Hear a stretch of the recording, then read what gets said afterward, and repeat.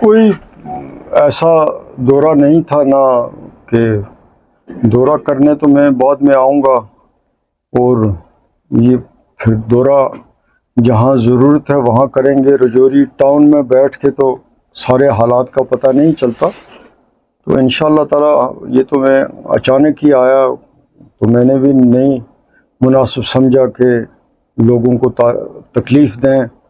انہوں نے اتنی محبت اور پیار کی الیکشن میں کہ میں بھی نہیں چاہتا کہ وہ بار بار پھر میرے استقبال کے لیے آئیں یا کچھ۔ اب میرا فرض ہے ان کے پاس جانے کا، تو پروگرام بنا کے انشاءاللہ تعالی رجوری پونچھ کے جو بھی تحصیل ہیڈ کوارٹر ہیں، بلاک ہیڈ کوارٹر ہیں، وہاں پر پہنچنے کی، ملنے کی میں ضرور کوشش کروں گا۔ تو جو میری بحیثیت ممبر پارلیمنٹ ذمہ داریاں ہیں اور گراؤنڈ پہ ان کے کیا مسئلے ہیں، ان کی بھی جانکاری حاصل کروں گا۔ پھر جتنا مجھ سے ممکن ہو سکتا ہے ان کو میں حل کروانے کی بھی کوشش کروں گا۔ نہیں، یہ تو اس کا جج تو آپ خود ہیں کہ جموں سے لے کے پونچھ تک شاید یہ 220 کلومیٹر روڈ ہے، اس ساری کو پچھلے 6 سال سے کھولا ہوا ہے اور ابتر حالت میں ہے۔ یہ ان لوگوں کی ہمت ہے جو اس سڑک پہ چلتے ہیں، اتنے لمبے ڈسٹنس ہے اور حالت یہ ہے۔ تو میرا فرض تھا، میں نے ان کو ایک نوٹ بنا کے دیا۔ اور اس کے علاوہ آپ دیکھ رہے ہیں کہ جو رجوری سے تھنا منڈی کی سڑک ہے وہ کتنی ابتر حالت میں ہے پچھلے 7 سال سے۔ تو لاکھوں لوگ جو ہیں وہ وہاں زیارت شریف پہ جاتے ہیں، حضرت غلام شاہ بادشاہ کے دربار پہ جاتے ہیں، پھر یہیں سے روڈ جو ہے وہ مغل روڈ کے ساتھ بھی کنیکٹ ہوتی ہے، تو اس کی حالت بھی، یہ سب چیزیں مجھے دہرانے کی ضرورت نہیں ہے۔ تو میرا فرض بنتا ہے کہ میں ان معاملوں کے بارے میں مرکزی حکومت کو آگاہ کروں، اور آگاہ بھی اس لیے کروں کہ یہ ڈائریکٹلی مرکز کی نگرانی میں ہے، وہاں سے ان کی نگرانی ہو رہی ہے۔ تو مجھے انہوں نے ایشور کیا ہے کہ اس میں ضرور بہتری ہوگی، اور میرا بھی فرض ہے کہ یہیں پہ نہیں رکنا ہے، بار بار اس کے پیچھے میں اس کو فالو کروں گا۔ اس کے علاوہ بھی رجوری پونچھ میں پی ڈبلیو ڈی کی حالت ہو، P M G S Y کی ہو، تو وہ بہتر نہیں ہے جتنی بہتر دوسرے ڈسٹرکٹس میں جموں کشمیر میں ہے۔ اس کی بھی وجوہات جاننے کی ضرورت ہے۔ جہاں بھی میں گیا، لوگوں نے مجھ سے یہ الیکشن میں بھی کہا، آج بھی کہتے ہیں، پی ایچ ای کے محکمے سے پونچھ میں لوگوں کو بڑی ناراضگی ہے، رجوری میں اس جل جیون مشن کے حوالے سے بڑی ناراضگی ہے، کیونکہ بہت زیادہ پروپیگنڈا ہو رہا ہے کہ ہر گھر میں پانی پہنچ گیا ہے، یہ ہے وہ ہے، تو گراؤنڈ پہ ویسی کوئی چیز نظر نہیں آتی۔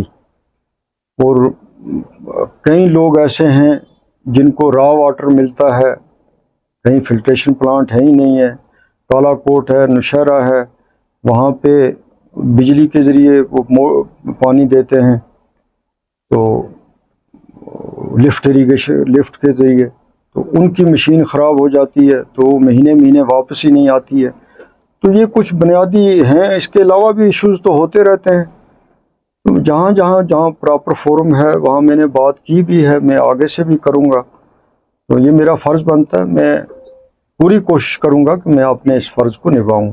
میں اب آہستہ آہستہ گیئر اپ ہوگا، اور کیا تیاریاں ہوں گی، کیا اسٹریٹجی ہوگی، جب ہماری پارٹی کی میٹنگ ہوتی ہے۔ ابھی ٹائم ہے، جب الیکشن کمیشن یہ اناؤنس کرے گا کہ کس ڈیٹ پہ الیکشن کرنا ہے، کب کرنا ہے، تو اس وقت ہم زیادہ متحرک ہوں گے، زیادہ گیئر اپ کریں گے۔ اس وقت اس سے زیادہ اس پہ کچھ کہنا قبل از وقت ہوگا۔ سر، الیکشن میں آپ کے مخالفین کے پاس آپ کے خلاف اٹھانے کے لیے کوئی مدعا نہیں تھا، ایک بات کہتے تھے کہ میاں صاحب بول نہیں سکتے۔ کل بھی جب ہم آئے تو حالانکہ آفیشلی ڈاکٹر فاروق صاحب کا پروگرام دیا ہوا تھا، تو پھر بھی روڈ بند تھی، ہم بھی آدھا گھنٹہ رکے۔ تو وہ معاملہ جو ہے، جو کنسرن تھے لوگ، ان سے میں نے کل ہی بات کی، بلکہ اس اسپاٹ سے ہی کی۔ آج پھر کہتے ہیں کہ مغل روڈ بند ہے، بڑی پسی ہے۔ تو اسی لیے میں کہتا ہوں، آپ سب لوگوں کی یہ سب سے بڑی ڈیمانڈ ہے کہ مغل روڈ پہ ٹنل بننا چاہیے، اور جب تک مغل روڈ پہ ٹنل نہیں بنتا تب تک مشینیں وہاں ہی رہنی چاہیے، کیونکہ اس مغل روڈ کے جو یہ سائڈ ہے، پونچھ کی سائڈ، اس میں اکثر پسیاں آتی ہیں اور برسات کے دنوں میں، تو ایڈمنسٹریشن کو بھی کیئرفل رہنا پڑے گا، ویجیلنٹ رہنا پڑے گا کہ لوگوں کو یہ دقتیں نہ آئیں. تو میں دوبارہ اس سلسلے میں بات کروں گا.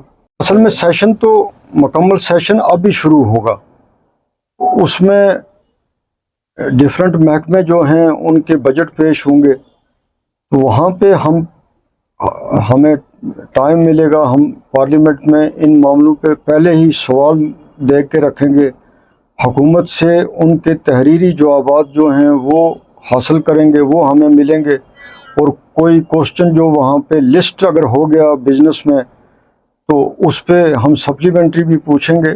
تو ہم زیادہ ڈیٹیل ہمیں ملے گی اور ہمیں زیادہ بولنے کا موقع ملے گا پارلیمنٹ میں آنے والے اب جو سیشن آ رہا ہے، جو بھی یہ برننگ ایشوز ہیں ان پہ. سر کل ملا کے جو جموں کشمیر کی صورتحال ہے اس کو آپ کس طرح سے دیکھتے ہیں؟ خاص کر رجوری پونچھ میں ملیٹنسی کافی بڑی ہے اور کل بھی ایک حملہ ہوا منجا کوٹ میں. آپ پورے جموں کشمیر کو اور بالخصوص پیر پنچال کے خطے کو کس طرح سے دیکھتے ہیں؟ دیکھیں جناب، میں تو یہی کہوں گا کہ سب سے بڑی بات ہے کہ یہاں پہ امن رہے، یہاں کا بھائی چارہ رہے اور امن رہے. یہ سب سے اہم چیز ہے، کیونکہ یہ ہلی ایریا بھی ہے، پھر بارڈر ڈسٹرکٹس بھی ہیں، اور آپ یہاں کے جو رہنے والے ہیں، آپ نے کئی پریشانیاں اس حوالے سے ماضی میں دیکھی ہیں، بہت بڑی پریشانیاں دیکھی ہیں. 1947 کے بعد بھی، 1947 میں کی جنگ میں تباہی ہوئی، 65 میں ہوئی، 71 میں ہوئی، اس کے بعد 90 کے بعد یہ حالات رہے. تو ہم سب کو مل کے یہ کوشش کرنی ہے کہ یہاں کے حالات جو ہیں وہ ٹھیک رہیں. سر ایک آخری سوال، ہیلتھ کے سیکٹر بہت امپورٹنٹ ہوتا ہے، انسانی زندگیوں کے ساتھ جڑا ہوا. رجوری پونچھ کا سب سے بڑا ہیلتھ انسٹیٹیوشن ہے جی ایم سی راجوری. 2.5 سال سے یہاں پرنسپل کی کرسی خالی پڑی ہوئی ہے، اضافی چارج سے کام چلایا جا رہا ہے. کیا آپ اس مدعے کو اٹھائیں گے؟ کیونکہ لوگوں کی صحت کے ساتھ. نہیں، بالکل صحیح بات ہے. یہ تو مجھے بھی آج ہی پتہ لگا. ایکچولی مجھے بھی پچھلے کوئی مہینے 1.5 مہینے سے فرصت بھی نہیں کہ کہاں ہے کوئی تو کیا نہیں ہے. میں بھی بس لوگوں کو مل رہا ہوں، پھر پارلیمنٹ کا بھی معاملہ تھا، تو میری تو اب یہ چیزیں رپیٹ نہیں کرنی چاہیے بار بار. میں تو یہ کہتا ہوں کہ رجوری پونچھ کے ساتھ ہیلتھ سیکٹر ہو، پی ایچ ای کا سیکٹر ہو، پاور کا سیکٹر ہو، روڈ کا سیکٹر ہو، ان کے ساتھ ہمیشہ زیادتی رہی ہے. تو رجوری میں میڈیکل کالج تو بن گیا، لیکن جتنا بڑا میڈیکل کالج بنا اس سے بڑا ہاسپٹل بننا چاہیے. اور لوگوں کو بھی میں اپیل کروں گا کہ ان کو بھی ڈسپلن رکھنا ہے. جب وہ اسپتال میں جائیں گے تو وہ بھی اسپتال بھی یہاں کا جو ہے وہ بھی کوئی مچھلی بازار نہ بن جائے، نہ وہاں کوئی ڈسپلن رہے، نہ وہ کریں. ان چیزوں کے لیے لوگوں کو بھی کوآپریٹ کرنا ہے. تو یہ کوشش ہوگی میری. میں بھی چاہتا ہوں، میں خود ہیلتھ ڈپارٹمنٹ کا منسٹر رہا ہوں، تو یہ اس وقت میری کوششوں سے یہ ہاسپٹل یہاں بنا ہے. تو اب بھی میری کوشش ہوگی کہ میں ریویو کروں گا ان کے ساتھ بیٹھ کے، ڈسٹرکٹ ایڈمنسٹریشن کے ساتھ، یہاں کے پورے ہیلتھ سیکٹر کو.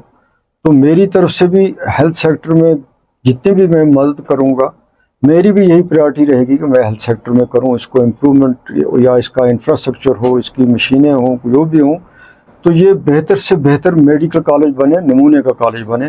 یہ میری ڈیفینیٹلی کوشش ہوگی.